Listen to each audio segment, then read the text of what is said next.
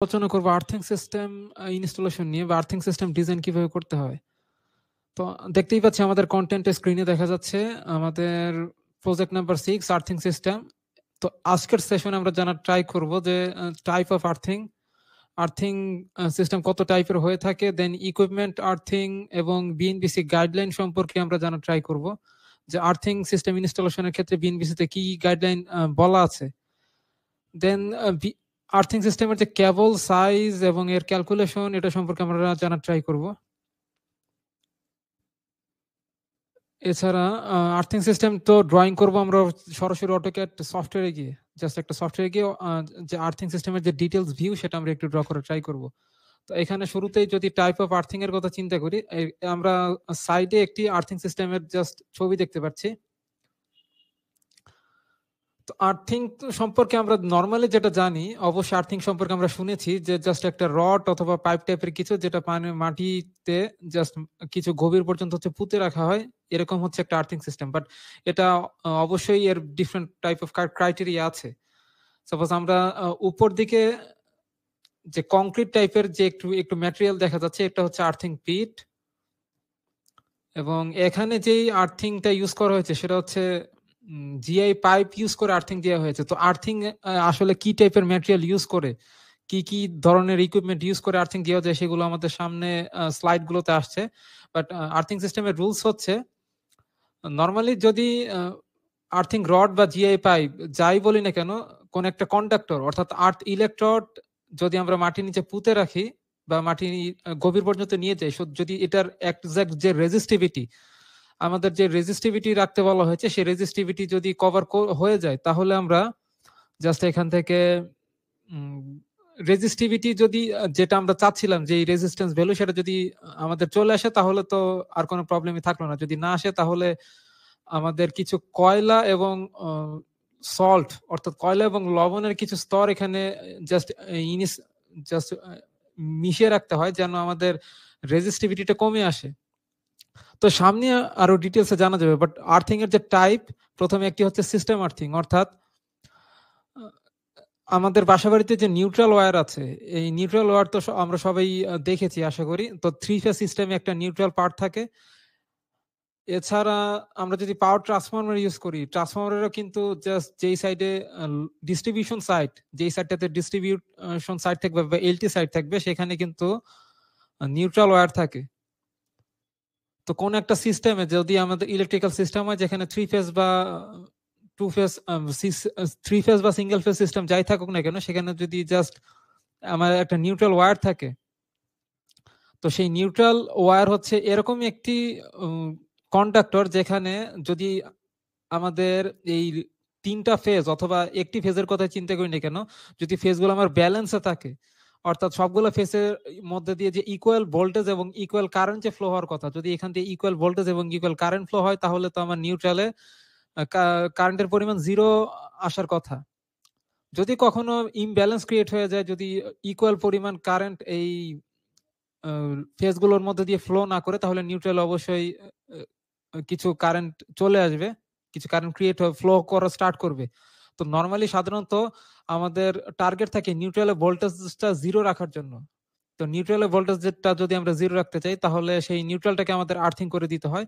তো একটা ইলেকট্রিক্যাল সিস্টেমে এই যে নিউট্রাল ওয়্যার, যেটা ভোল্টেজ সবসময় আমাদের 0 রাখার উদ্দেশ্য আছে, তো সেই সিস্টেমে নিউট্রাল ওয়্যারটাকে যদি যখন আমরা আর্থিং করি, এটাকেই বলা হচ্ছে সিস্টেম আর্থিং। অর্থাৎ পুরো ইলেকট্রিক্যাল সিস্টেমটার যে নিউট্রাল যে কন্ডাক্টর, যেই পয়েন্টটা আমার ভোল্টেজ সবসময় 0 রাখতে হবে, সেখানে আমরা আর্থিং করে রাখছি যেন এখানকার ভোল্টেজ সবসময় 0 থাকে।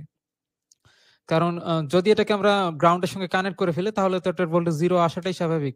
এছাড়া একটা আছে ইনস্ট্রুমেন্টাল আর্থিং, অর্থাৎ আমরা বাসা বাড়িতে যত ধরনের ইনস্ট্রুমেন্ট ইউজ করি, শুধুমাত্র বাসা বাড়ি না, মিল ফ্যাক্টরিতে যত ধরনের ইনস্ট্রুমেন্ট আছে, অনেকগুলো ইনস্ট্রুমেন্টই কিন্তু মেটাল বডির। সাপোজ আমাদের যে মোটরগুলো আছে, সেই মোটরগুলো কিন্তু মেটাল বডির হয়ে থাকে। এছাড়া ফ্রিজ, এছাড়া কম্প্রেসর, আরো যত ধরনের ইলেকট্রিক্যাল বডি আছে, জেনারেটর থেকে শুরু করে ট্রান্সফরমার, সবগুলো সাধারণত যেহেতু এগুলো মেটাল বডির হয়ে থাকে, সেক্ষেত্রে আমরা জানি যে কোনো মেটাল ম্যাটেরিয়াল সাধারণত তড়িৎ পরিবাহী বা কন্ডাক্টর হিসেবে কাজ করে। যদিও আমাদের মোটরের যে কয়েলগুলো থাকে, সেই কয়েলের উপর ইনসুলেশন দেওয়া থাকে, বাট যদি কোনো কারণে ইনসুলেশনটা ব্রেক করে ফেলে তাহলে কিন্তু আমাদের মেটাল বডিতে জাস্ট কারেন্ট বা ইলেকট্রিসিটির উপস্থিতি চলে আসবে। তো আমরা স্ক্রিনে দেখতে পাচ্ছি যে এখানে একটা ইলেকট্রিক্যাল ইকুইপমেন্ট আছে, বাট আমরা যদি একটু জুম ইন করি তাহলে হয়তো একটু বেটার হবে, যে এখানে কোন একটা ইলেকট্রিক্যাল ইকুইপমেন্ট আছে যেটা আমরা লাইভ ইলেকট্রিসিটি লাইনের সঙ্গে কানেক্ট করেছি।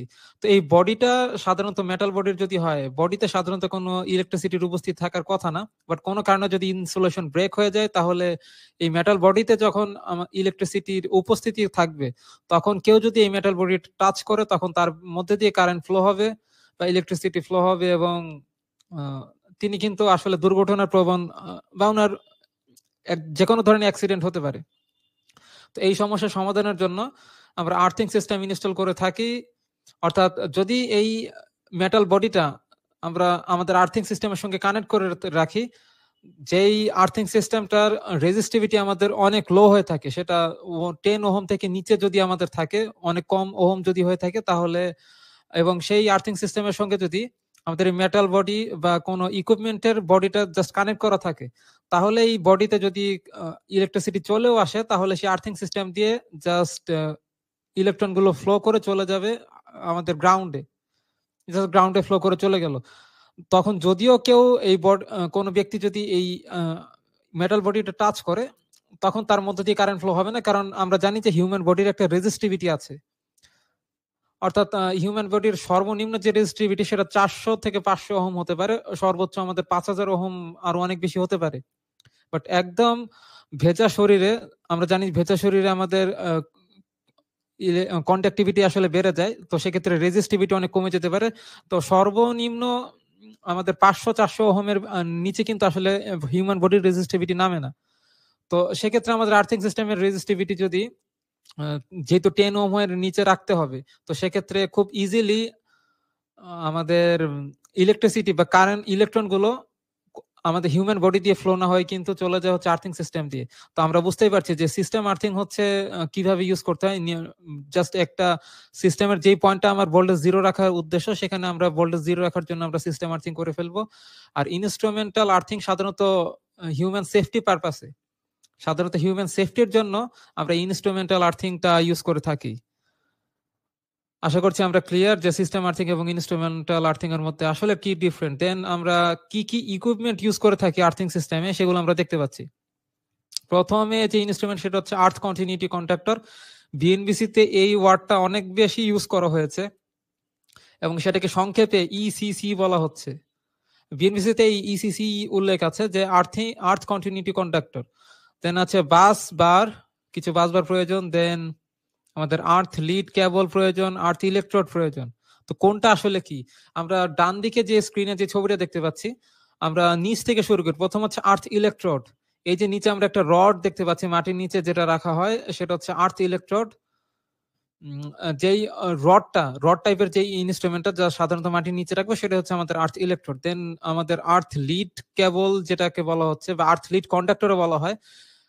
এই আর্থ লিড কন্ডাক্টর হচ্ছে এই জাস্ট আর্থ ইলেকট্রোড থেকে যেই কেবলটা দিয়ে আমরা টেনে নিয়ে যাব আমাদের বাসবারে, আমাদের ইলেকট্রিক্যাল সিস্টেমের যে বাসবার আছে সেই বাসবার পর্যন্ত টেনে নিয়ে যাব যেই কন্ডাক্টরটা ইউজ করে বা কেবলটা ইউজ করে, সেটাকে বলা হচ্ছে আর্থ লিড কন্ডাক্টর। সাপোজ এখানে আমরা দেখতে পাচ্ছি আমাদের আর্থ ইলেকট্রোড থেকে যে কেবলটা জাস্ট এখান থেকে ড্র করে নিয়ে চলে গেছে আমাদের বাসবারে।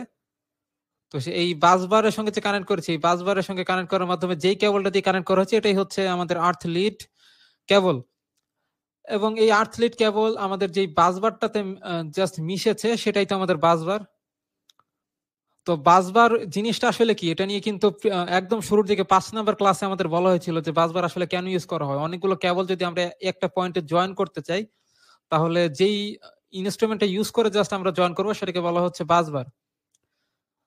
দেন আর্থ কন্টিনিউটি কন্ডাক্টর হচ্ছে বাসবার থেকে আমাদের সিস্টেমে অথবা ইকুইপমেন্টে যেই কেবলটা নিয়ে যে কেবলটার মাধ্যমে কানেক্ট করবো এই বাসবারের সঙ্গে, যেহেতু আমরা যদি ইনস্ট্রুমেন্টাল আর্থিং করি তাহলে বিভিন্ন ইলেকট্রিক্যাল ইকুইপমেন্টের সঙ্গে আমাদের কেবল জাস্ট কানেক্ট করে এই বাসবারে নিয়ে আসতে হবে। তো যেই কেবলের মাধ্যমে জাস্ট আমাদের সিস্টেম থেকে অথবা ইকুইপমেন্ট থেকে জাস্ট কানেকশনটা ক্যারি করে আমরা নিয়ে আসবো যেই কেবলের মাধ্যমে, সেই কেবলটা হচ্ছে আমাদের আর্থ কন্টিনিউটি কন্ডাক্টর। আশা করছি আমরা ক্লিয়ার।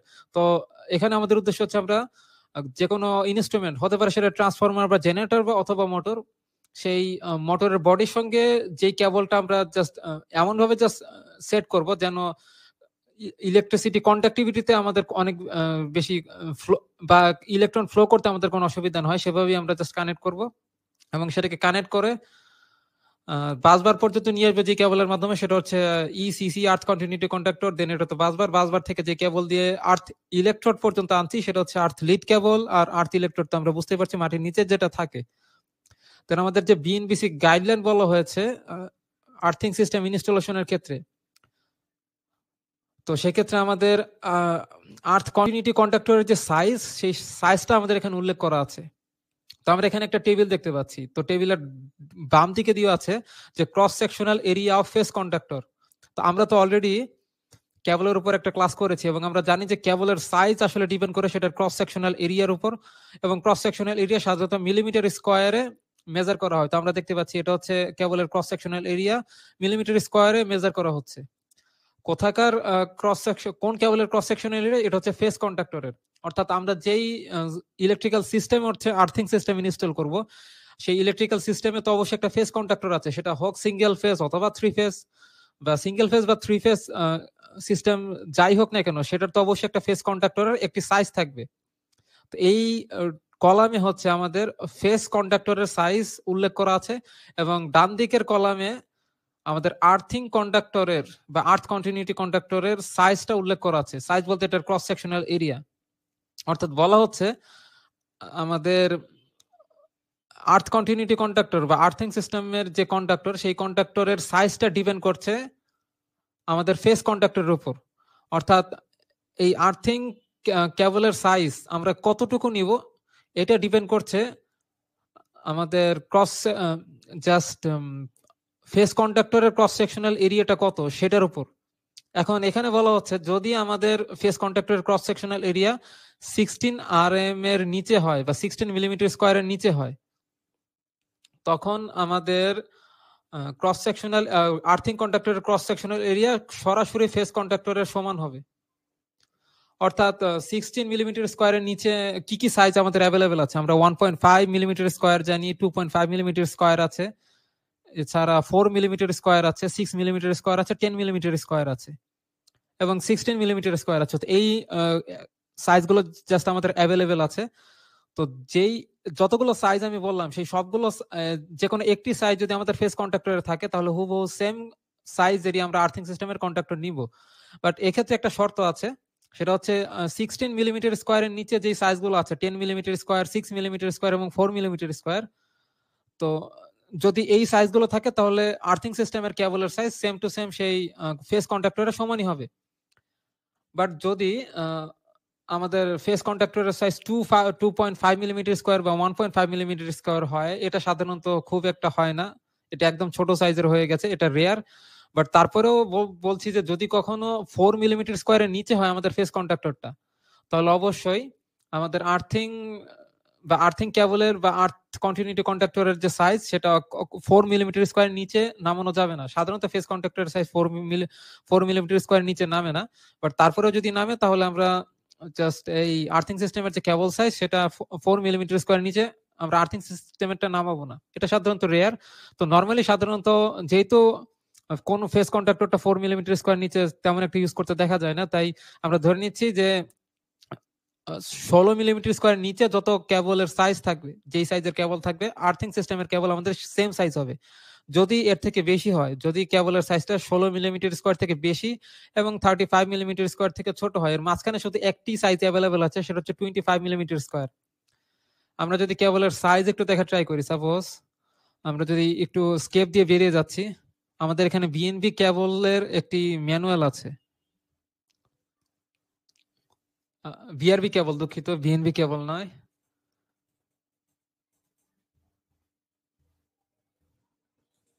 আচ্ছা, এটা হচ্ছে মিডিয়াম ভোল্টেজের যে ম্যানুয়াল, সেটা আমরা দেখতে পাচ্ছি। আচ্ছা, এটা আপাতত দরকার নেই, আমরা ডোমেস্টিক পারপাসে বা লো ভোল্টেজ সাইটের যে কেবল গুলো আছে সেগুলো যদি একটু দেখা ট্রাই করি।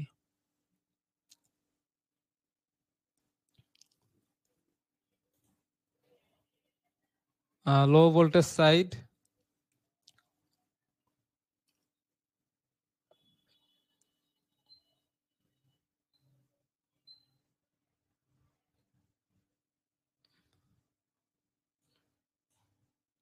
আচ্ছা এখানে লো ভোল্টেজ সাইড, এটা যদি আমরা একটু জাস্ট জুম ইন করি,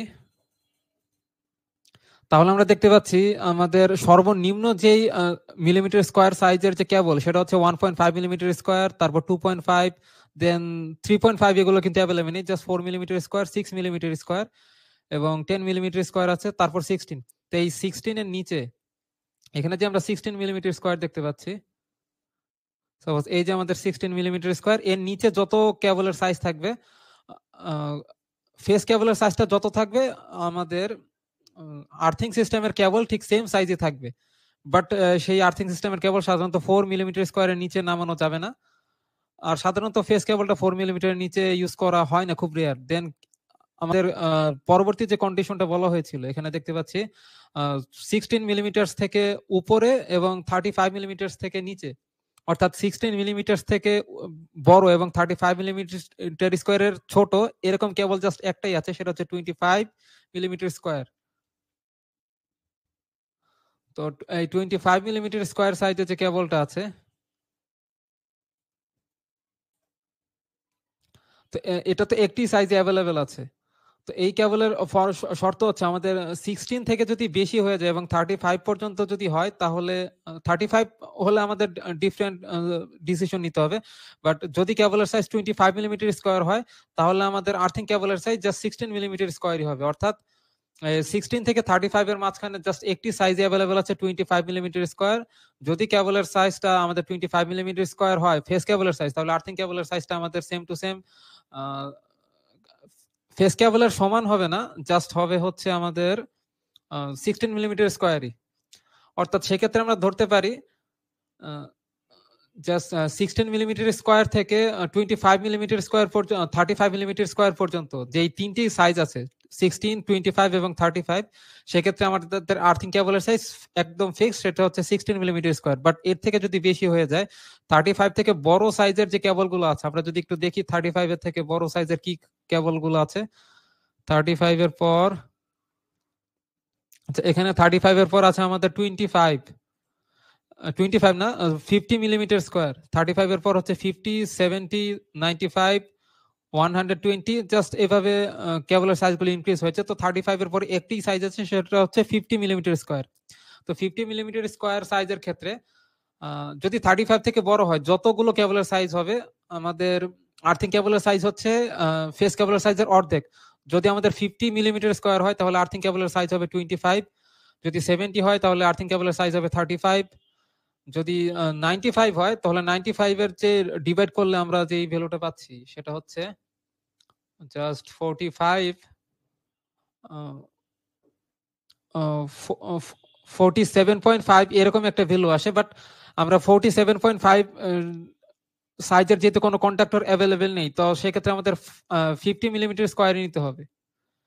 আমরা বুঝতে পারছি কিনা জানি না, তারপরেও আমি আরেকবার একটু এক্সপ্লেন করছি আমাদের ক্লিয়ারের জন্য। যদি আমাদের আর্থিং কেবলের সাইজ 35 থেকে বড় হয়, 35 থেকে বড় কি কি সাইজ আছে, আমাদের 50 মিলিমিটার স্কোয়ার আছে, 70 আছে, তারপর 95 আছে, যেটা আমরা মাত্র দেখলাম এই সাইজে অ্যাভেলেবেল 95 আছে।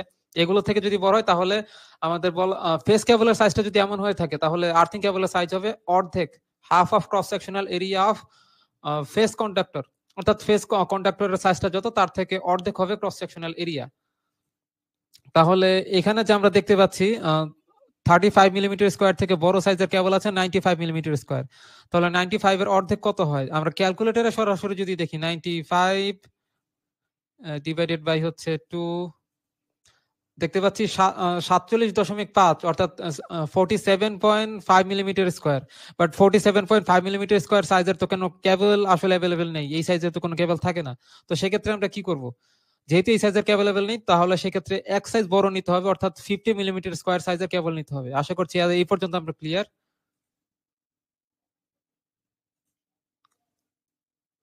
দেন আচ্ছা, ক্যালকুলেটরের কাজটা আমাদের হয়ে গেল। এই সাইড থেকে আমরা চলে যাচ্ছি আবার স্লাইডে। তো আশা করছি কেবলের সাইজটা কিভাবে ডিসাইড করব সেটা আমরা বুঝতে পার একদম ক্লিয়ার। তারপরেও আমি আরেকবার বলে দিচ্ছি যে 60 মিলিমিটার স্কোয়ার থেকে যদি নিচে হয় তাহলে ফেস কেবলের সাইজ, আর্থিং কেবলের সাইজটা ফেস কেবলের সরাসরি সমান, একদম সেম টু সেম হবে। বাট সেটা 4.4 মিলিমিটার স্কোয়ার নিচে নেওয়া যাবে না। যদি 16 থেকে 35 এর মাঝামাঝি হয় তাহলে এটার আর্থিং কেবলের সাইজ একদম ফিক্স 16 মিলিমিটার স্কোয়ার। আর যদি সেটা 35 থেকে বড় হয় তাহলে জাস্ট ফেস কেবলের সাইজের অর্ধেক হবে আমাদের ক্রস সেকশনাল এরিয়া আর্থিং সিস্টেমের। তো এটা হচ্ছে আর্থ কন্টিনিউটি কন্ডাক্টরের সাইজ সম্পর্কে দিক নির্দেশনা আমাদের বিএনবিসিতে। দেন আমাদেরকে যে আর্থ ইলেকট্রোডটা ইনস্টল করতে হবে, এটা তো আর্থ কন্টিনিউটি কন্ডাক্টরের সাইজ গেল। দেন আর্থ ইলেকট্রোডের সাইজটা কেমন হতে হবে? আর্থ ইলেকট্রোডের লেন্থ হতে হবে, সাধারণত আর্থ ইলেকট্রোড কিন্তু তিন ধরনের হয়ে থাকে। একটা হচ্ছে আমাদের কপার রড সাইজ বা কপার রড অথবা কপার প্লেট অথবা জিআই পাইপ। এই তিন টাইপের ম্যাটেরিয়াল দিয়ে কিন্তু আমরা আর্থ ইলেকট্রোড ক্রিয়েট করতে পারি। তো এটা যদি আমরা একটু ভিজুয়ালাইজ করে দেখতে পারতাম, আর্থ রড, আর্থিং রড, রড গুলো তো সাধারণত জাস্ট এরকম হয়ে থাকে, এগুলো যে দেখতে পাচ্ছি এগুলো হচ্ছে আমাদের earthing rod. But copper plate এবং জিআই পাইপ এইটার জাস্ট একটা ছবি যদি আমরা ভিজুয়ালাইজ করে দেখতে পারতাম তাহলে হয়তো আমাদের জন্য বেটার হতো। তাই আমরা চলে যাচ্ছি একটু গুগলে চলে যাচ্ছি। আমরা যদি এখানে আর্থ রড লিখে সার্চ করি, রড ফর আর্থিং,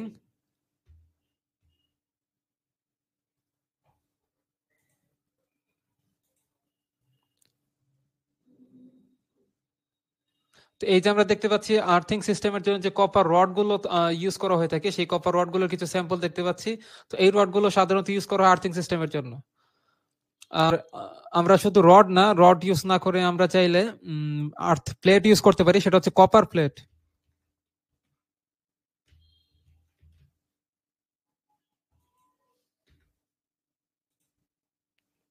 আমরা দেখতে পাচ্ছি এই টাইপের, সাপোজ এটা হচ্ছে আমাদের কপার প্লেটের স্যাম্পল। তো এরকম টাইপের কিছু প্লেট আমরা ইনস্টল করতে পারি এবং সেটা কিন্তু মাটিতে এরকম জাস্ট লম্বালম্বি ভাবে জাস্ট পারপেন্ডিকুলার এইভাবে প্লেস করতে হবে। এটা কিন্তু শুয়ে প্লেস করলে হবে না, জাস্ট পারপেন্ডিকুলার এইভাবে প্লেস করতে হবে যেভাবে আমরা দেখতে পাচ্ছি। তো এটা হচ্ছে আমাদের কপার প্লেট। আরো যদি আমরা দেখতে চাই, আরেকটা সিস্টেম হচ্ছে আমাদের GI pipe for earthing system. GI বলতে হচ্ছে গ্যালভানাইজ আয়রন, জিত হচ্ছে গ্যালভানাইজ আর আইথ হচ্ছে আয়রন, অর্থাৎ গ্যালভানাইজ পাইপ। সাধারণত এগুলো হয়ে থাকে, এগুলো আমরা আর্থিং ইলেকট্রোড হিসেবে ইউজ করতে পারি। তো স্যাম্পল তো আমরা দেখতেই পাচ্ছি, এগুলো একদম রিয়েল লাইফ স্যাম্পল। এবং এটা ছবিটা আসলে স্পষ্ট আসছে না।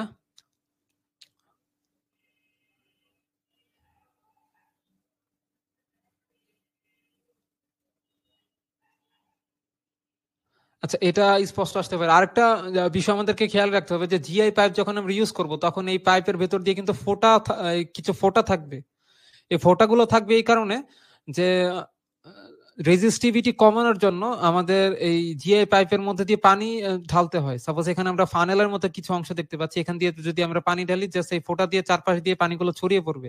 সাপোজ এই সাইজে আমরা দেখতে পাচ্ছি কিছু ফানেলের মতো একটি অংশ দিয়ে আছে, এখান দিয়ে যদি আমরা পানি জাস্ট ঢেলে দেই তাহলে জাস্ট এই ফোঁটাগুলো দিয়ে আমাদের পানিগুলো ছড়িয়ে পড়বে এবং তখন হচ্ছে আমাদের আর্থ রেজিস্টিভিটি কমে যাবে, আর্থিং সিস্টেমের যে রেজিস্টিভিটি সেটা কমে যাবে।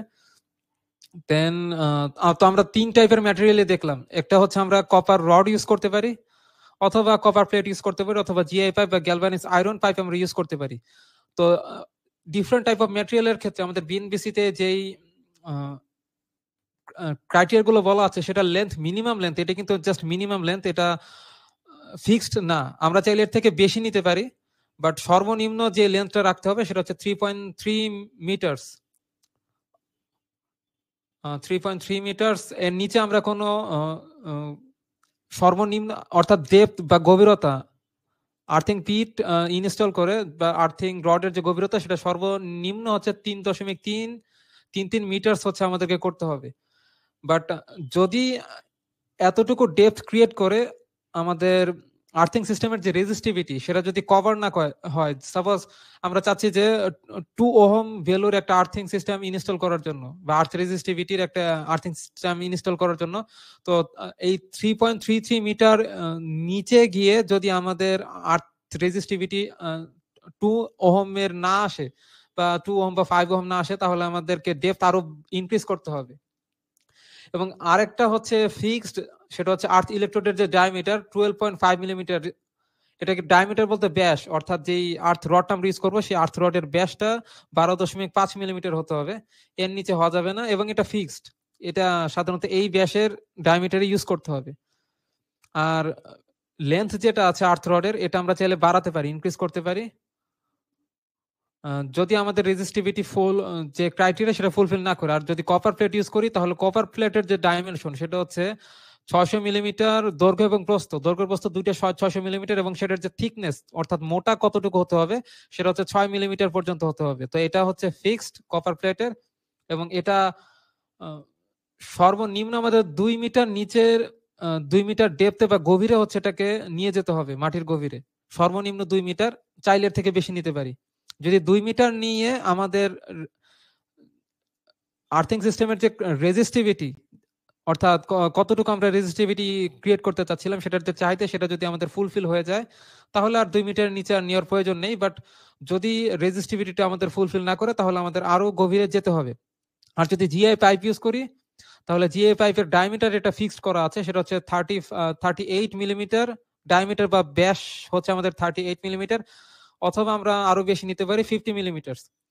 এটা ডিপেন্ড করছে আমরা কোন সিস্টেমের জন্য আর্থিং ইনস্টল করছি, আর্থিং সিস্টেমটা ইনস্টল করছি। যদি ছোটখাটো কোনো প্রজেক্ট হয়ে থাকে তাহলে জাস্ট 38 মিলিমিটারই আমরা ইউজ করতে পারি। বাট যদি কোনো হাই রাইজ বিল্ডিং এর জন্য আমরা আর্থিং সিস্টেম ইনস্টল করি, বা কোনো জাস্ট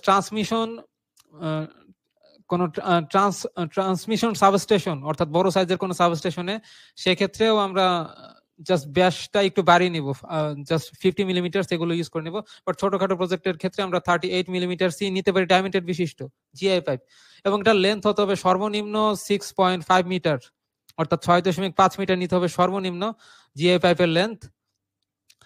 বাট যদি আমাদের প্রজেক্ট আরো বড় হয়ে থাকে, কোনো হাই রাইজ বিল্ডিং এর ক্ষেত্রে হয়ে থাকে, তাহলে আমরা 12 মিটার এমনকি 25 মিটার পর্যন্ত নিচে যেতে পারি, বা আরো বেশি যেতে পারবো যদি আমাদের রেজিস্টিভিটিটা কভার না করে।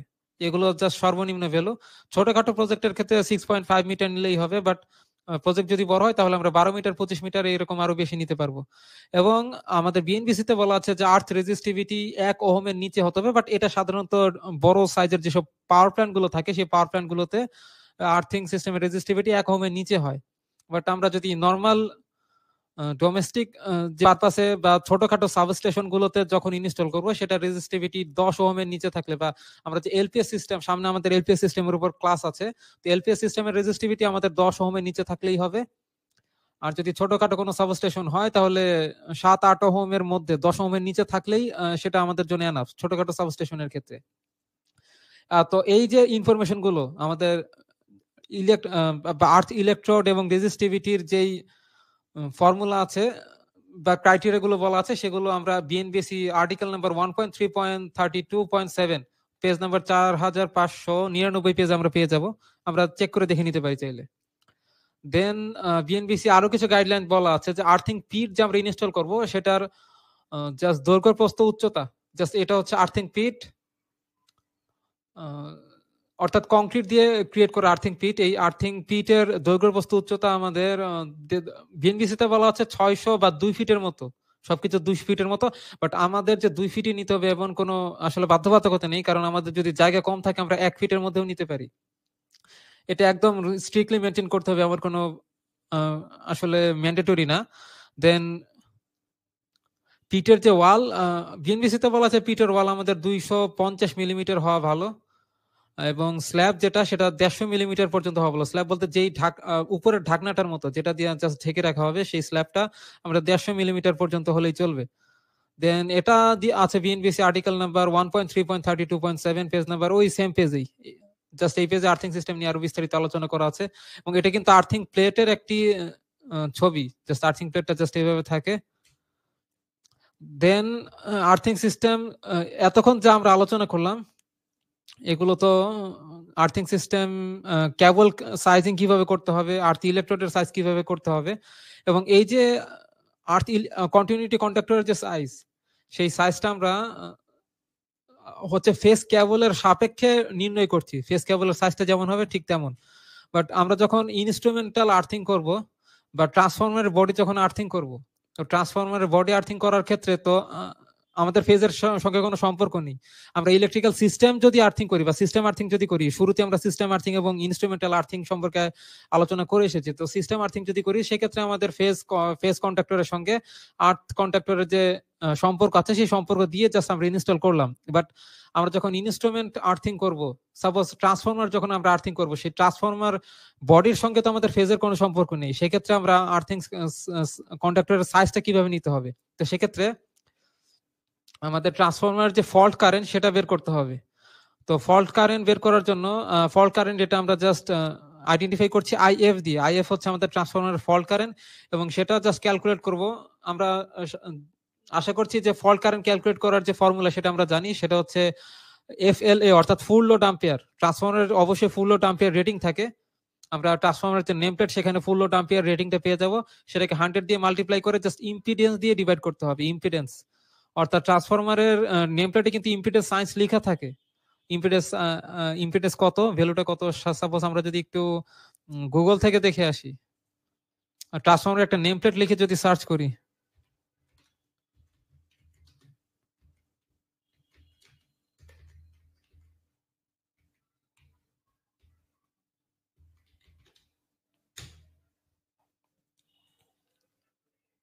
সাপোজ এই ট্রান্সফরমারের ছবিটা যদি আমরা একটু দেখা ট্রাই করি, এটা অনেক বেশি ছোট হয়ে যাচ্ছে।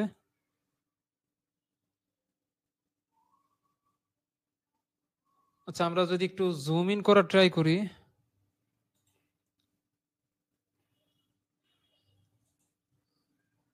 আচ্ছা এটা আশা করছি মোটামুটি দেখা যাবে। আমরা এখানে,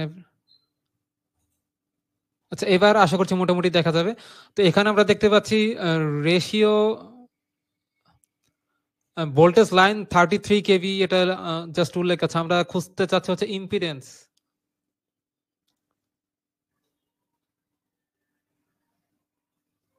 ইম্পিডেন্স ভ্যালুটা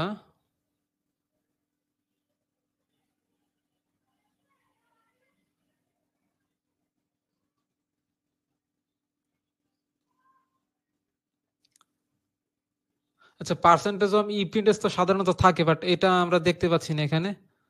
তো সমস্যা নেই, আমরা এটাতে কোনো ফল্ট আছে, আমরা অন্য জাস্ট কিছু নেম প্লেটটা দেখা ট্রাই করি।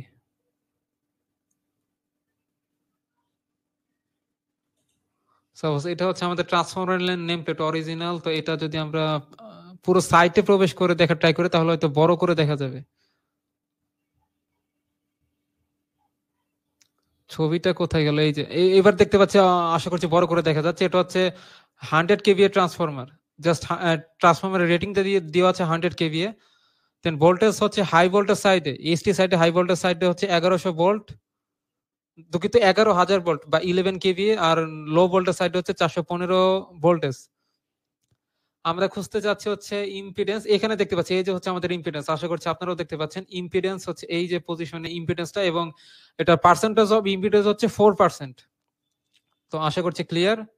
তো এভাবে হচ্ছে নেম প্লেট থেকে আমরা পার্সেন্টেজ অফ ইম্পিডেন্স এটা পেয়ে যাব। আর ফুল লোড কারেন্ট এটা যদি আমাদের নেম প্লেটে নাও থাকে, তারপরে ফুল লোড কারেন্ট কিন্তু আমরা ক্যালকুলেট করে নিতে পারবো। সাপোজ এখানে যে রেটিংটা দেওয়া আছে কেভিএ রেটিং 100 কেভিএ, সাপোজ এটার জন্য আমরা যদি ফুল লোড কারেন্টটা বের করি, এটা লো ভোল্টেজ এবং হাই ভোল্টেজ সাইডে দুই সাইডে ফুল লোড কারেন্টটা বের করা যাবে।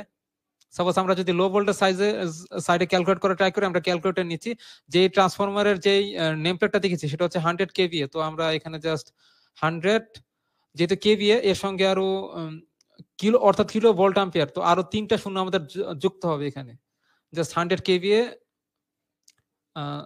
তো 100 দিয়ে আরো আমরা 3টা শূন্য এখানে যুক্ত করলাম। যেহেতু এই 100 এর সঙ্গে আরো 1000 যুক্ত হবে বা 1000 গুণ হবে, তো 100 মাল্টিপ্লাই 1000, জাস্ট এই ভ্যালুটা আসলো। তো এটাকে আমরা ডিভাইড করব হচ্ছে ভোল্টেজ দিয়ে 415,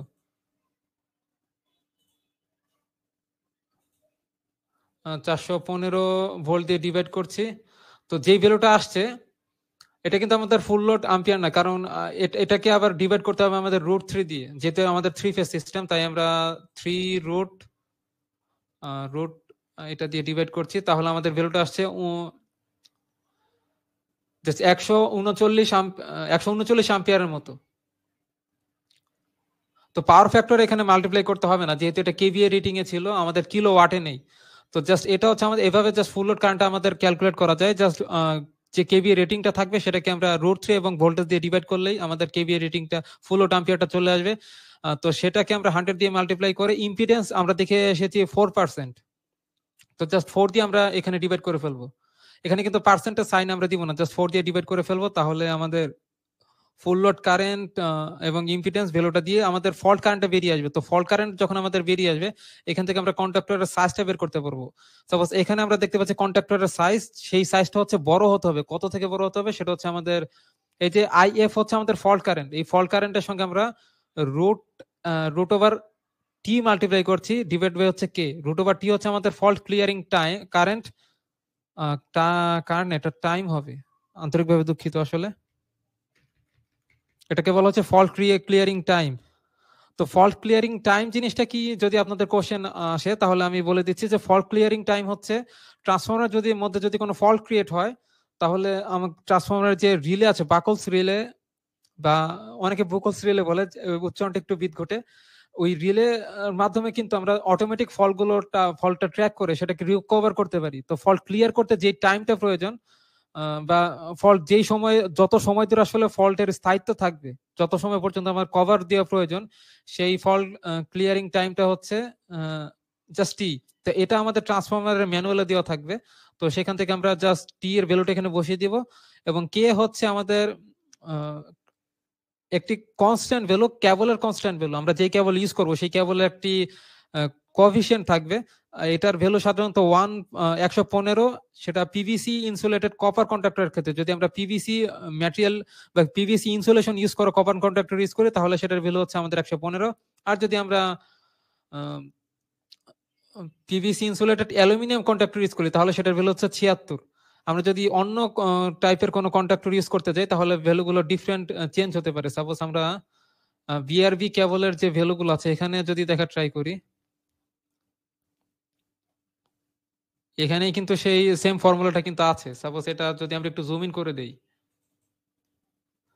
এখানে কিন্তু আমরা দেখতে পাচ্ছি শর্ট সার্কিট কারেন্ট বের করার যে ফর্মুলাটা আমরা মাত্র দেখে আসলাম, সেই আমরা দেখে আসছি জাস্ট উল্টো ভাবে। আমরা দেখেছি হচ্ছে এরিয়াটা, কেবল কন্ডাক্টরের সাইজের এরিয়াটা কিভাবে বের করা যায়, এবং এখানে জাস্ট এটা হচ্ছে ফল্ট কারেন্ট √T আর কে দিয়ে ডিভাইড দেওয়া হয়েছে। তো এখানে জাস্ট কন্ডাক্টরের সাইজ থেকে কিভাবে শর্ট সার্কিট কারেন্ট বের করা যায় সেই ফর্মুলা দেওয়া আছে। তো আমরা যদি জাস্ট ইন্টারচেঞ্জ করে ফেলি, √T এটাকে জাস্ট আয়ের সঙ্গে মাল্টিপ্লাই করলে কেটা নিচে চলে গেলে কিন্তু আমাদের এরিয়াটা চলে আসবে।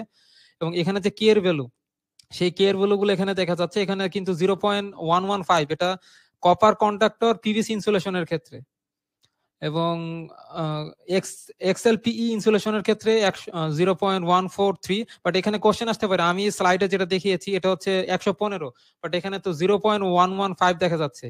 তো 0.115 এটা আমরা তখন ইউজ করব যখন আমরা শর্ট সার্কিট কারেন্টের রেটিংটা কিলো অ্যাম্পিয়ারে ক্যালকুলেট করব। যদি আমরা কিলো অ্যাম্পিয়ারে ক্যালকুলেট না করে আম্পিয়ারে ক্যালকুলেট করি, তখন হচ্ছে আমরা জাস্ট এই ভ্যালুগুলো ইউজ করব, 15 এবং 76। তো এখানে এখানে তেমন কিছুই না, জাস্ট এই ভ্যালুটার সঙ্গে আমরা, যেহেতু কিলো আম্পিয়ার থেকে আমরা আম্পিয়ার ক্যালকুলেট করছি, তাই এগুলোর সঙ্গে জাস্ট আমরা 100 মাল্টিপ্লাই করে দিলে, তো কিলো আম্পিয়ার থেকে আম্পিয়ারে নিয়ে যাওয়ার ফর্মুলা কি, জাস্ট 100 মাল্টিপ্লাই করে দিলেই হয়ে যাবে। তো এই ভ্যালুগুলোর সঙ্গে যখন আমরা 100 মাল্টিপ্লাই করে দিব, তাহলে জাস্ট ভ্যালু চলে আসবে। সাপোজ 0.076, এটার সঙ্গে 100 না, দুঃখিত 1000, আমি 100 বলছি বারবার, 1000 মাল্টিপ্লাই করলে কিন্তু 76 চলে আসে।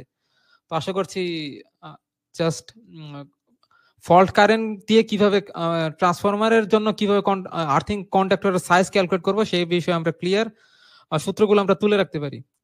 তো এই ক্যালকুলেশন গুলো আমরা জানলাম, দেন হচ্ছে আমরা চলে যাব ড্রয়িং এ। তো যারা ভাবছেন যে আমাদের ক্যালকুলেশনটা একটু দেখিয়ে দিলে ভালো হতো, কিছু ক্যালকুলেশন যদি আমরা দেখতাম তাহলে আমাদের জন্য বেটার হতো, বাট ক্যালকুলেশন আমরা সামনে আরো দেখবো, কারণ সামনে আমাদের সাবস্টেশন ডিজাইন আছে, সেই সাবস্টেশন ডিজাইনে কিন্তু আমরা ক্যালকুলেশন গুলো করে দেখবো। বাট এখন হচ্ছে আমরা একটা আর্থিং সিস্টেম যদি শর্টকাট একটু ডিজাইন করতে যাই, আমাদের হাতে সময় খুব একটা নেই। আচ্ছা, প্রথমে হচ্ছে আমরা একটা রেক্টেঙ্গেল ড্র করে নিচ্ছি। তো রেক্টেঙ্গেল ড্র করতে গেলে ডাইমেনশন অপশনে যাচ্ছি, তার আগে আমরা ইউনিটটা সেট আপ করে নেই। ইউনিটটা চেক করে দেখি কততে আছে, আমাদের ইউনিট আছে মিলিমিটারসে। ওকে, একটা রেক্টেঙ্গেল টুল সিলেক্ট করছি, চলে যাচ্ছে ডাইমেনশন অপশনে। জাস্ট আমরা 300 মিলিমিটারসটা নিয়ে ট্রাই করি, 300 এবং 300 মিলিমিটারস।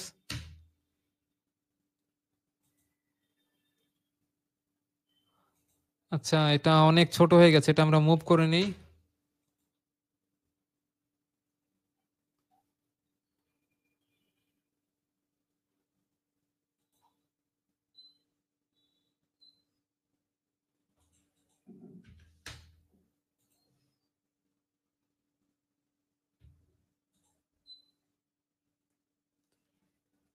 আচ্ছা, আমরা একটা অফসেট ক্রিয়েট করে ফেলি, জাস্ট ও টাইপ করে এন্টার প্রেস করি, তাহলে আমাদের অফসেটটা ক্রিয়েট হয়ে যাবে।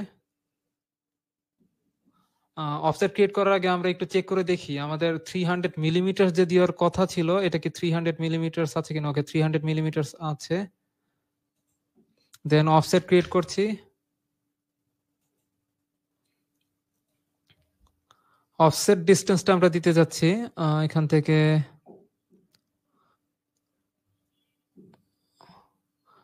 যদি 5 ইঞ্চি আমরা দিতে চাই, তো একটু ক্যালকুলেট করে দেখি। আমাদের 5 মাল্টিপ্লাই টু 2.5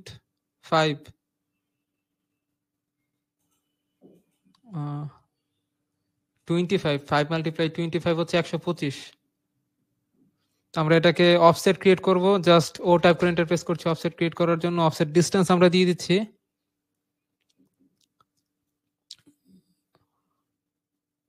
সাপোজ 100 মিলিমিটার আমরা দিয়ে দিচ্ছি।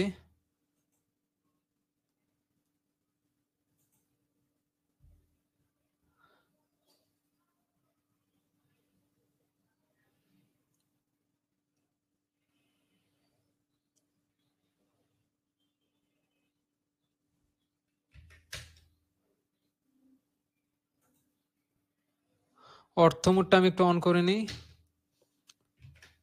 ট্রিম টুলটা সিলেক্ট করে জাস্ট টি আর টাইপ করে আমরা ট্রিম টুলটা সিলেক্ট করে জাস্ট এই অংশগুলো ট্রিম করে নিলাম। ওকে,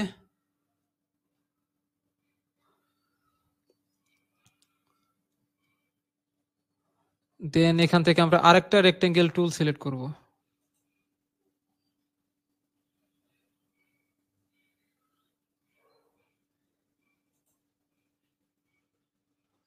তো রেক্টেঙ্গেল টুল সিলেক্ট করে জাস্ট এই রেক্টেঙ্গেলটাকে আমি একটু এক্সপ্লোর করে নিচ্ছি। আমরা কিবোর্ড থেকে এক্স টাইপ করছি, অর্থাৎ এক্সপ্লোর টুলটা অ্যাক্টিভেট করার জন্য এক্স টাইপ করে ইন্টারফেস করলাম, তো এটা আমার এক্সপ্লোর হয়ে গেল। এখন হচ্ছে এখানকার যে লাইনটা আমরা ড্র করেছিলাম, সেই লাইনটা জাস্ট এখান থেকে ডিলিট করে ফেললাম। এখন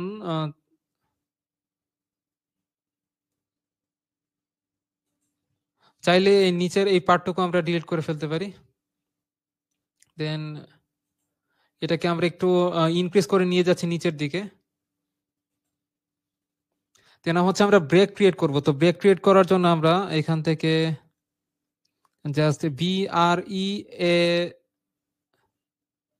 কে অর্থাৎ ব্রেক ক্রিয়েট করলে আমরা দেখতে পাচ্ছি ব্রেক লাইন একটি অপশন আছে। তো আমরা এখান থেকে ব্রেক লাইন অপশনটা চুজ করব। তো ব্রেক লাইন অপশনটা চুজ করার পর জাস্ট এই দুটি কর্নার হচ্ছে আমরা কানেক্ট করে ফেলবো। অর্থমোডটা অফ করে নিচ্ছি। একটা লাইন ড্র হয়ে গেল। দেন ব্রেক পয়েন্ট আমরা কোন পয়েন্টে রাখতে চাচ্ছি, জাস্ট এই মিড পয়েন্ট আমরা ব্রেক পয়েন্ট রাখলাম। এখন কোনো ব্রেক দেখা যাচ্ছে না, বাট আমরা যদি জুম ইন করি তাহলে দেখতে পাচ্ছি এখানে কিন্তু একটা ব্রেক ক্রিয়েট হয়েছে। তো এটা যদি আমরা ইনক্রিজ করতে চাই তাহলে এটা সিলেক্ট করে জাস্ট আমরা একটু উপর দিকে এটাকে ইনক্রিজ করে নিচ্ছি। বাট এটাকে আমরা একটু বাড়িয়ে ফেলি দুই সাইডে।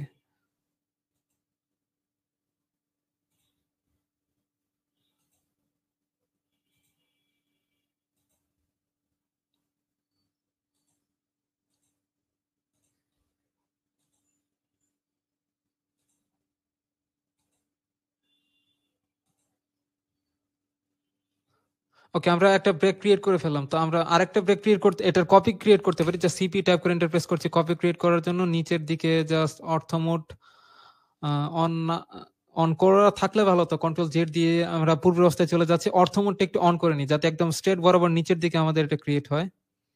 জাস্ট এই পয়েন্ট আমরা বসিয়ে দিলাম। দেন আমরা এখান থেকে পলিলাইন টুলটা চুজ করব। এখান থেকে পলিলাইন, জাস্ট এই যে পলিলাইন টুলসটা আছে, এই পলিলাইন টুলটা চুজ করে অর্থমোড যেহেতু আমার অনই আছে, জাস্ট নিচ পর্যন্ত চলে যাচ্ছি। এখান থেকে জাস্ট ট্র্যাক করে আমরা একটু নিচ পর্যন্ত এসে এই পর্যন্ত হচ্ছে আমরা লাইনটা ড্র করে ফেললাম। অর্থাৎ এই ব্রেক ভাঙা অংশটা আমরা কি কারণে আসলে ক্রিয়েট করলাম? এটা ক্রিয়েট করার উদ্দেশ্য হচ্ছে আমাদের আর্থিং সিস্টেমের যে লেন্থ, যে যে দূরত্ব পর্যন্ত হচ্ছে আমরা নিয়ে যাব সেটা কিন্তু অনেক দূর পর্যন্ত হবে। তো এটা যদি আমরা সাপোজ 70-80 মিটার পর্যন্ত নিচে নিয়ে যাই, তো সেক্ষেত্রে তো আমাদের জাস্ট প্রস্থের তুলনায় দৈর্ঘ্যটা অনেক বেশি বড় হয়ে যাবে। তো এমনটা যেন না হয়, সেক্ষেত্রে আমরা জাস্ট এখানে ব্রেক ক্রিয়েট করে রাখছি। অর্থাৎ এটা লেন্থ অ্যাকচুয়ালি আমরা যখন এটা ডাইমেনশনিং করব, জাস্ট লেন্থ আমরা দেখাবো হচ্ছে 1500, যা 70-80 মিটার, এরকম অনেক নিচ পর্যন্ত আমরা লেন্থ দেখাবো। বাট এটার অ্যাকচুয়াল লেন্থ আসলে কিন্তু তত থাকবে না। জাস্ট এখানে ভেঙে আমরা দেখবো যে আহ, ভেঙে আমরা ইন্ডিকেট করছি যে আসলে এটা লেন্থ আর কি স্টার্টিং পয়েন্ট এবং ইন্ডিং পয়েন্টের যে ডিস্টেন্স, সেই ডিস্টেন্সটা হবে হচ্ছে আমাদের 70-80 মিটারের মতো। বাট এখানে আমরা 70-80 মিটার কিন্তু প্রপারলি দেখাইনি। দেন এই সাইডে এটা ইনস্টল করার পর আমরা হচ্ছে আর্থিং রড এখানে ইনস্টল করতে পারি। আর্থিং রড দেখানোর জন্য আমরা এখান থেকে পলিলাইন অপশনটা চুজ করে নিচ্ছি। তো পলিলাইন অপশনটা চুজ করে এখান থেকে অর্থ মোডটা অন করে নেই। এটাকে আমরা জাস্ট এই পর্যন্ত নিয়ে আসবো।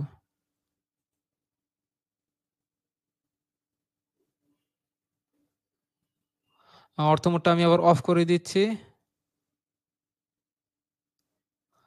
আচ্ছা, তার আগে একটি কোশ্চেন হচ্ছে আমাদের, এই যে আর্থিং রড আমরা ইনস্টল করবো সেটা ডায়ামিটার কত হবে? ডায়ামিটার তো আমরা দেখে আসছি যে ডায়ামিটার হবে হচ্ছে আমাদের 12.5 মিলিমিটার। তো আমরা একটা অফসেট ক্রিয়েট করে ফেলতে পারি। ও টাইপ করে যদি এন্টার প্রেস করি তাহলে আমাদের অফসেট ডিস্টেন্সের অপশনটা চলে আসলো। আমরা 12.5 মিলিমিটার যে ডিস্টেন্স, সেই ডিস্টেন্সে একটা রড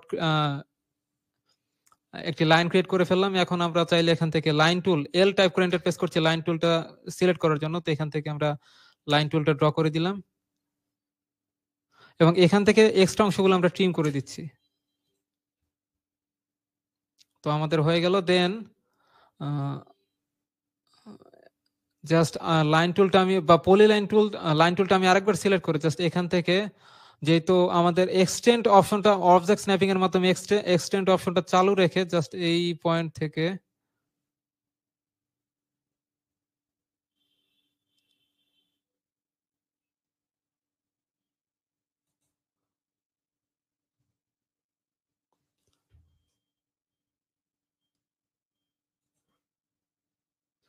আমরা যেহেতু লেন্থটা আমরা জানি সরাসরি 12.5 মিলিমিটার,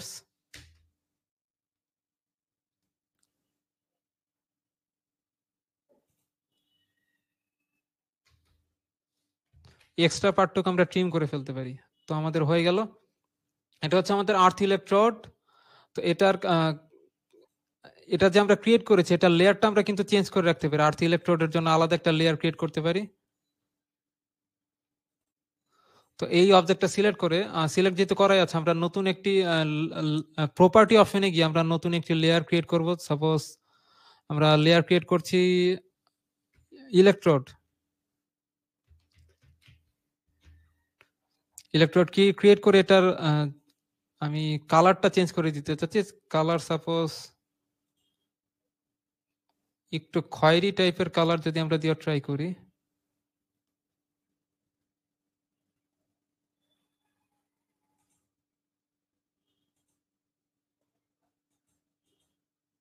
আচ্ছা, এই কালারটা সাপোজ আমরা চুজ করলাম। ওকে, ওকে, তাহলে আমরা এখান থেকে অবজেক্ট গুলো সব সিলেক্ট করে নিয়ে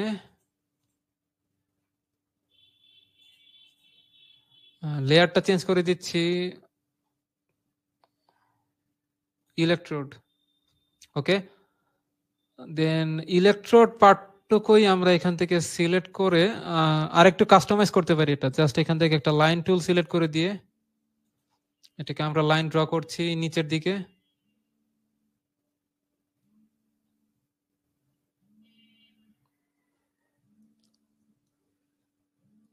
আমরা তো একটা মিড পয়েন্ট থেকে ড্র করছিলাম, এটা তো মিড পয়েন্ট পর্যন্ত আসার মাঝখান দিয়ে আসার কথা। একটা এভাবে ঠিক আসলো কেন? ঠিক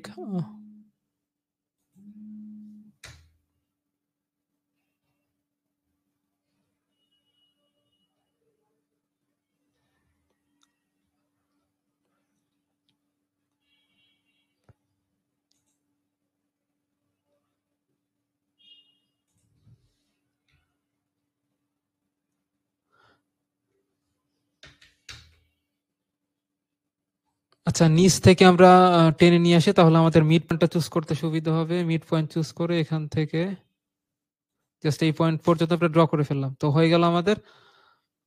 দেন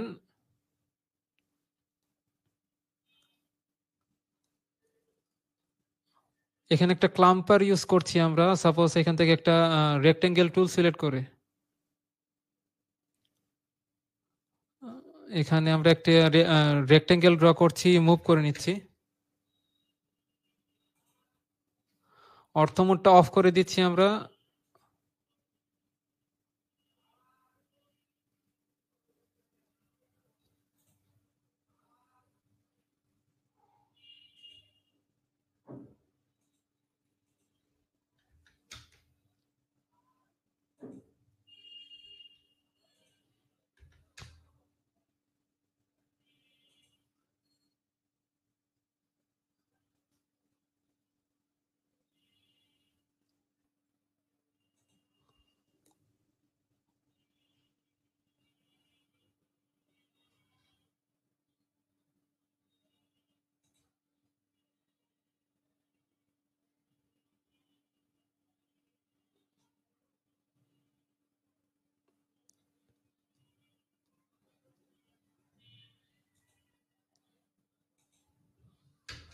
আমাদের সময় প্রায় শেষ হয়ে যাচ্ছে, আমাদেরকে একটু দ্রুত করতে হবে।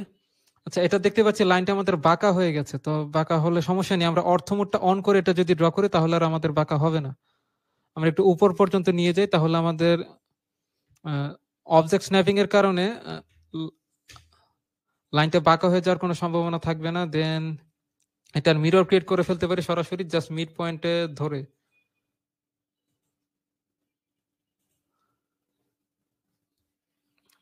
দেন এই সাইড থেকে হচ্ছে আমরা কন্ডাক্টর এটা নিয়ে যেতে চাচ্ছি, তো কন্ডাক্টর নেওয়ার জন্য আমরা এখান থেকে পলিলাইন টুলটা সিলেক্ট করছি।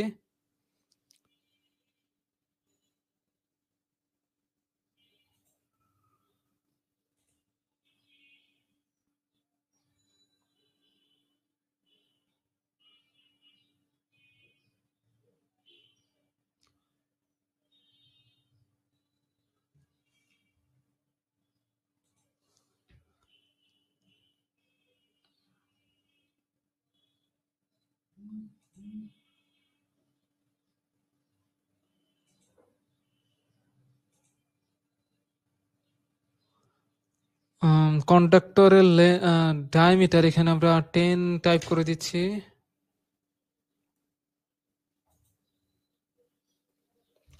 আচ্ছা, আমরা যেহেতু পলিলাইন অপশনটা চুজ করেছি, এখান থেকে আমরা যেহেতু এটা বলা হচ্ছে, এটা যেহেতু আমাদের কন্ডাক্টর হবে বা ওয়্যার হবে, সেক্ষেত্রে এখানে পুরোপুরি স্ট্রেট লাইন ড্র না করে আমরা কিন্তু চাইলে আর্ক হিসেবে এটা ড্র করতে পারি। তো অর্থমোডটা আমি একটু অফ করে নিচ্ছি, জাস্ট আর্ক হিসেবে আমরা এভাবে ড্র করলাম। দেন অর্থাৎ আমাদের পলিলাইন এডিটিং যে অপশন আছে, এখান থেকে চাইলে আমরা পলিলাইন ইউজ করার ক্ষেত্রে আমরা আর্ক তারপর লাইন সবকিছু জাস্ট চেঞ্জ করে নিতে পারি। আমরা একটু আগে আর্ক সিলেক্ট করে দেন আবার হচ্ছে আমরা লাইন সিলেক্ট করে দিলাম। দেন এখান থেকে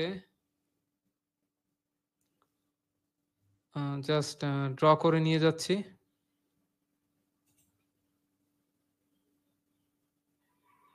অর্থমোডটা আমি একটু অন করে নিচ্ছি যেন লাইনটা স্ট্রেট হয়ে যায়।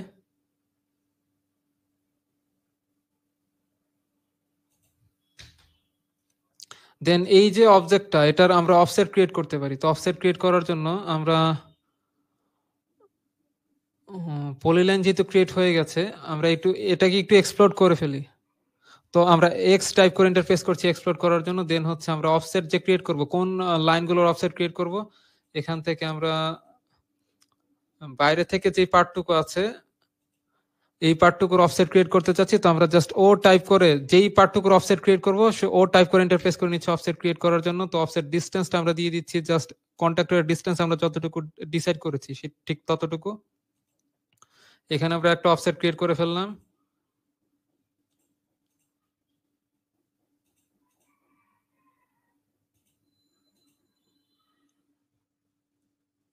তো অফসেট গুলো আমাদের যদিও ক্রিয়েট হয়ে গেল, বাট এখানে আমাদের কিছু কাস্টমাইজ করে নিতে হবে, কিছু এক্সট্রা পার্ট গুলো ট্রিম করে নিতে হবে। তো টি আর টাইপ করে ইন্টারফেস করছি ট্রিম করার জন্য।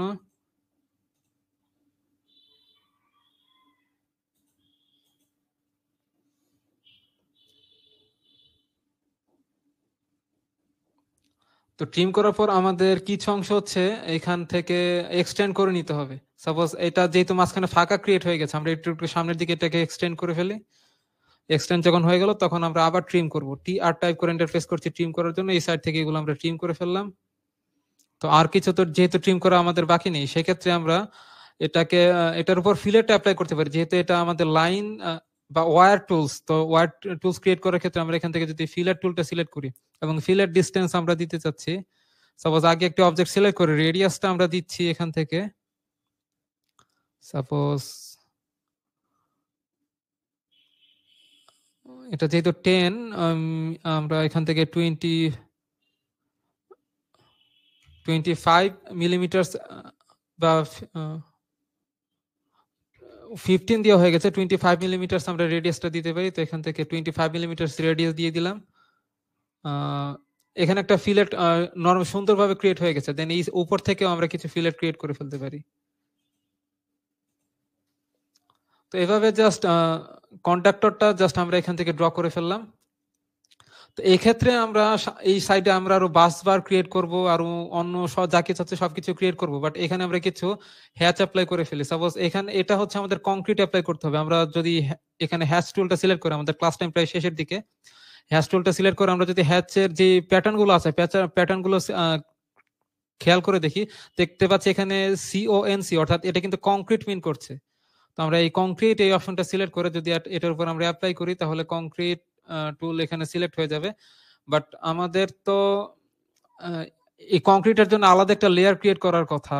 তো আমরা ইন্টারফেস করে দিচ্ছি, আমরা একটু চলে যাচ্ছি প্রজেক্ট হোম অপশনে, এখান থেকে জাস্ট হ্যাচ টুলটা সিলেক্ট করে এটা লেয়ারটা আমরা চেঞ্জ করে দিতে চাচ্ছি। হোম ট্যাবে গিয়ে জাস্ট লেয়ারটা রেখে দিতে চাচ্ছি কংক্রিটের জন্য কোনো আলাদা,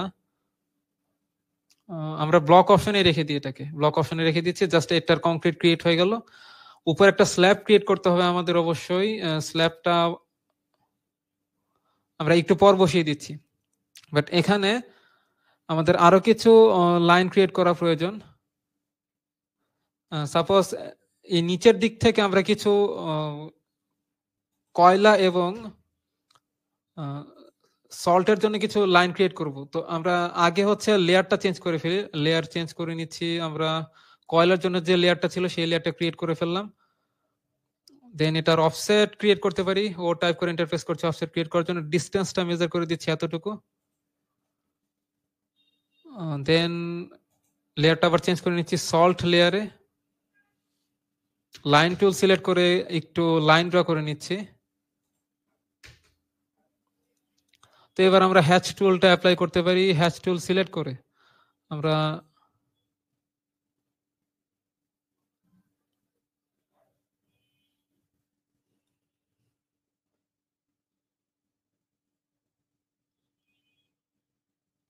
এই ড্যাশ এই প্যাটার্নটা ইউজ করে আমরা যে সল্টের যে লেয়ার আছে সেই লেয়ারের উপর অ্যাপ্লাই করতে পারি। বাট আমরা দেখতে পাচ্ছি এটা যেরকম প্যাটার্ন আমরা সিলেক্ট করেছিলাম ঠিক সেরকম প্যাটার্ন আমাদের মনে হচ্ছে না। তো প্যাটার্ন গুলো যদি আমরা একটু ভিজুয়ালাইজ করতে চাই, তাহলে আমাদের স্কেলিং করতে হবে। সাপোজ আমরা স্কেলিং করে যদি 10 করে দিই, তাহলে দেখতে পাচ্ছি ডিফারেন্ট একটা ভিউ চলে আসলো। তো আমরা আরেকটু চেঞ্জ করতে চাচ্ছি, আমরা যদি এটাকে 30 করি, 30 করে ইন্টারফেস করলে দেখতে পাচ্ছি আমাদের আগের থেকে বেটার আসছে। তারপরে আমার মনে হচ্ছে এটা 50 করাটা আমাদের জন্য বেটার হবে। তো এবার মোটামুটি হয়ে গেল। এটা হচ্ছে আমাদের সল্টের যে লেয়ার সেটা। দেন হচ্ছে কয়লার জন্য একটা লেয়ার সিলেক্ট করতে হবে।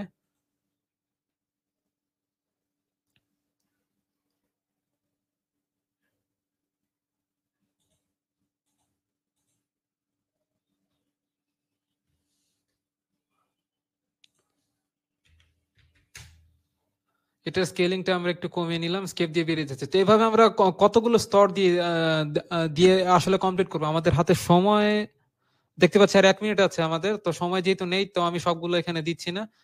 দেন আমাদের আরো কাজ আছে, এখান দিয়ে আর্থ পিটটা এখানে ড্র করতে হবে, বা স্ল্যাবটা ড্র করতে হবে। উপর দিকে স্ল্যাবটা এটাকে আর একটু উপর পর্যন্ত ইনক্রিজ করে নিয়ে যেতে হবে। সাপোজ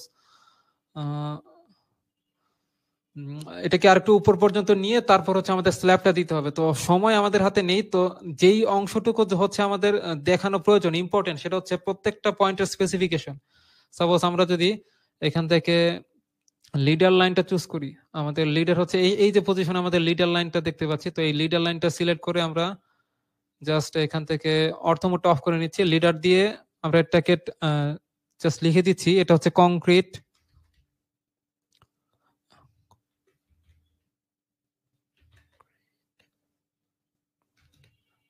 পিট, না কংক্রিট ওয়াল অফ পিট,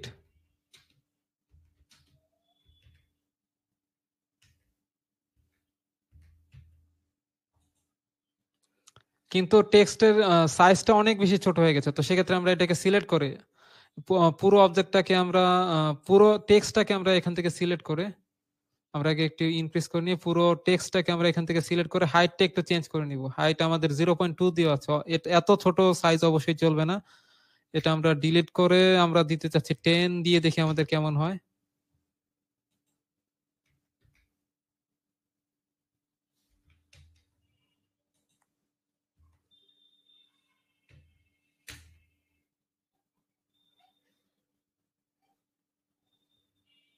আচ্ছা, খারাপ না, মোটামুটি আছে, বাট এটা আমাদেরকে একটু ইনক্রিজ করে নিতে হবে।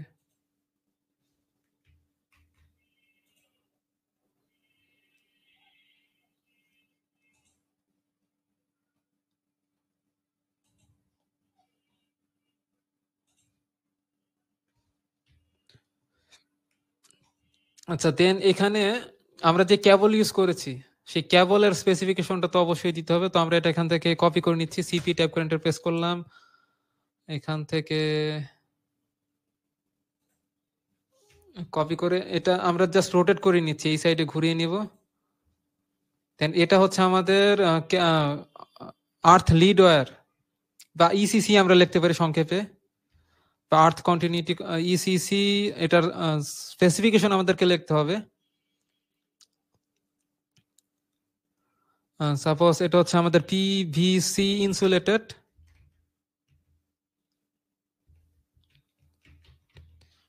পিভিসি ইনসুলেটেড কপার কেবল,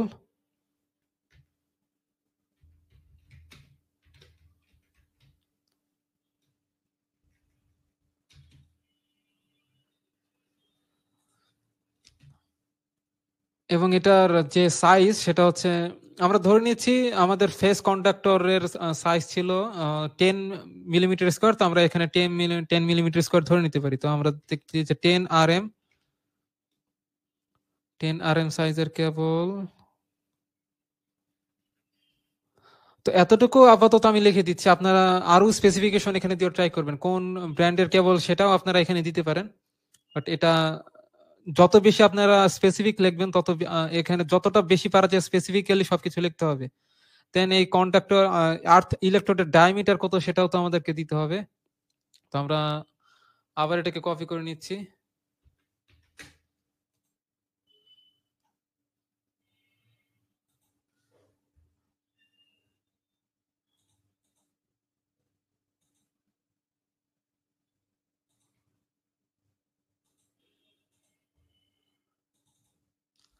এটা আমরা লিখে দিচ্ছি আর্থ electrode.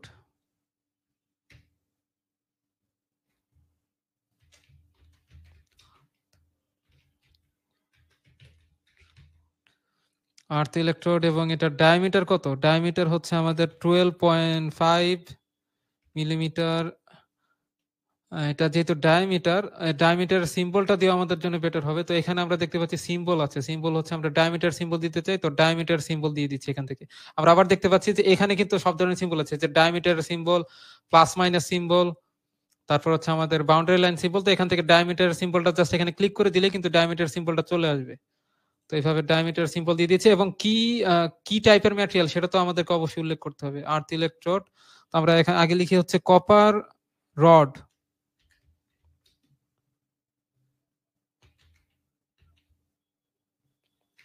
Earth electrode of copper rod, এইভাবে জাস্ট লেখা ট্রাই করছি।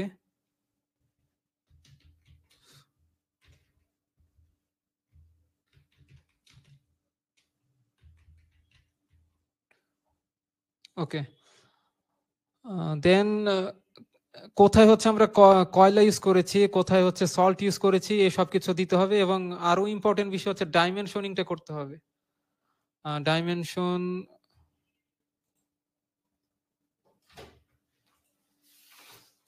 সাপোজ এই সাইড থেকে আমাদের একদম লাস্ট পর্যন্ত ডিস্টেন্স জাস্ট ডেপথটা কত হবে সেটা অবশ্যই আমরা এখান থেকে দিয়ে দিব।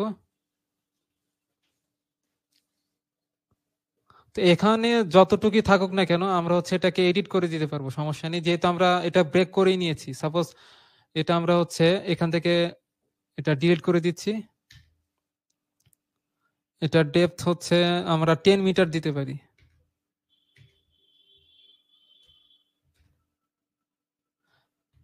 আমি কতটুকু গভীরে যাব বা কতটুকু ডেপথ দিয়ে ট্রাই করব সেটা হচ্ছে ডিপেন্ড করছে আমার রেজিস্টিভিটির উপর। সাপোজ আমি চাচ্ছি যে রেজিস্টিভিটি আমি এখন 5 ওহম দিতে চাচ্ছি, তো 5 ওহম রেজিস্টিভিটি যদি দিতে চাই যত দূর পর্যন্ত যত নিচ পর্যন্ত না যাওয়া পর্যন্ত আমাদের 5 রেজিস্টিভিটি না আসবে তত নিচ পর্যন্ত আমাদেরকে নিয়ে যেতে হবে। এবং বেশি গভীর নেওয়ার পরে যদি না হয় তখন হচ্ছে আমাদের কয়লা এবং এই যে সল্টের যে লেয়ার গুলো আছে এগুলো ইউজ করতে হবে। উপর একটা স্ল্যাব ক্রিয়েট করে নিলে আমাদের জন্য বেটার হতো। আমরা একটু হালকার উপর একটা স্ল্যাব ক্রিয়েট করে নিচ্ছি।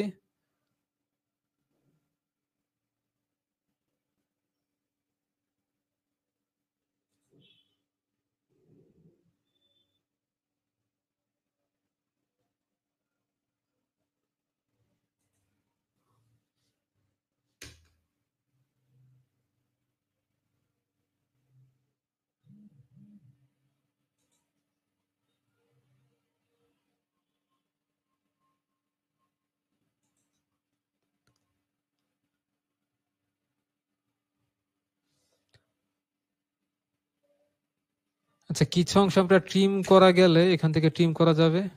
আচ্ছা, কিছু অংশ আমরা ট্রিম করে নিলাম, এটাকে চাইলে জয়েন করে ফেলতে পারি।